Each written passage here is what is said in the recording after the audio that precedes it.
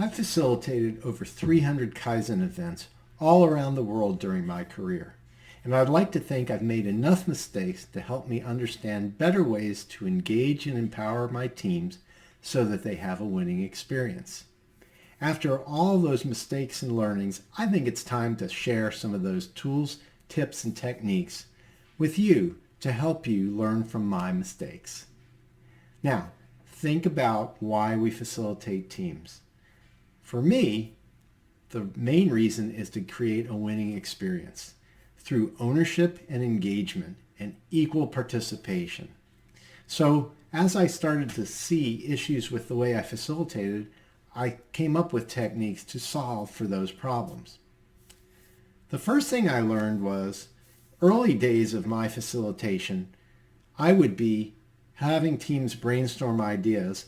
I would be standing at a flip chart easel with my back to the team as they were shouting out suggestions, ideas, and other things. What I learned was, number one, I couldn't see each person. It was too easy for people to dominate, and I was attempting to write their ideas. Sometimes I didn't understand context. One day I discovered Post-its. I know, not an amazing discovery, but it is a discovery nonetheless. And what I realized was if I gave Post-its to each person to write their own ideas, I could then get them to write their ideas in their context. The next thing I could do was watch them as they wrote. So therefore, if somebody was writing a lot and somebody was writing nothing, I could encourage that person to come up with ideas and write. So nice visualization. When I got to the point of gathering those ideas, what I learned to do was have each person read their idea out loud from their Post-it, one person, one idea at a time. What was nice was, even if somebody had 15 ideas and somebody else had 3, at least for the first 3 rounds, I could go around the room and have each person voice one idea, one person at a time, giving everybody equal opportunity to participate. Now, the next thing I learned about Post-its was they were a great equalizer regardless of position. So again, one person, one voice regardless of position. But the next thing was, instead of taking notes or trying to remember things when we took Gemba Walk or we were reviewing different ideas and suggestions and learnings, I had teams write their ideas and observations on Post-its. Very portable. They could go out in Gemba, see something that sparked an idea, write that idea at that very moment, and bring it back into the team room to share with the rest of the group. So Post-its are very portable. Now, I like 4-inch by 6-inch Post-its. Some people might like the smaller ones, but I think a larger Post-it written in Sharpie is then visually easy to see when we place them all up on the flip chart. Okay, so we've gathered all these great ideas, which is fantastic. That's what we want to do. Now, how are we going to prioritize? Well, there are hundreds, if not thousands, of techniques, but the one I found to be the most value-adding and quickest to accomplish is what I call multi-voting with criteria. So what do I mean by that? Well, let's say there's 120 ideas listed on 120 different Post-its on flip charts all around the room. Well, how are you gonna assess that? Well, the first thing I like to do is have the team take a walk through all the ideas and pay attention to what they like. Then I'll give a team member, let's say 3 to 5 votes. Say which of those 3 to 5 really appeal to you as helping us solve the problem.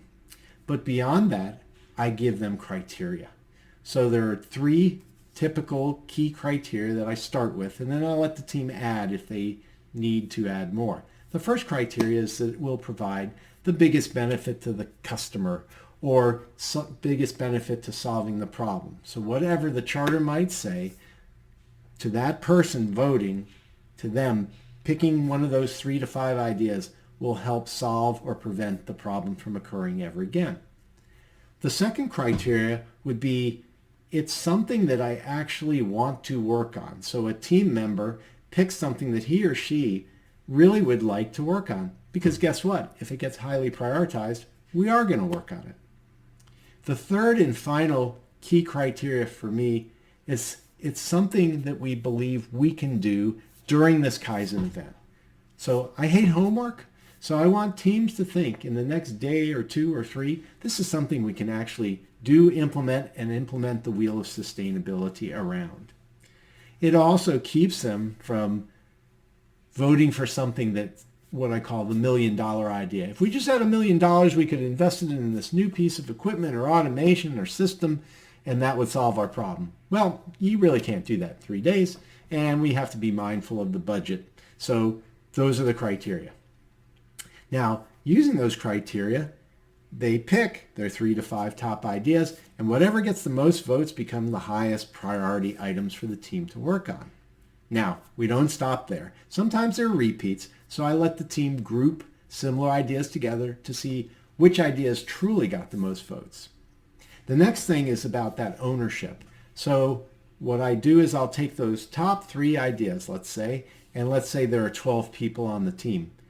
I will make a statement that says, first come, first serve, put your name on the idea you want to work on. No more than 4, no less than 3 people on any team. Okay? I have seen people jump out of their chair, literally, to put their name on the thing they want to work on, to make sure they get that opportunity. To me, that's great ownership. We have to make sure we do it safely so that somebody doesn't fall out of their chair. But I have actually seen people jump out of a chair to work on the thing that matters to them the most. Well, guess what? If they do, they're going to make great progress. Now, there are many more tips that I could give you, and I would love to speak with you more about it. But I would say overall, these tips strengthen ownership and help teams create a winning experience. I hope this story provided you with some inspiration to revisit your own processes. I have a lot more I'd like to share. Head over to pi-partners.com to learn how I can help. And check back from time to time for more Kaizen stories.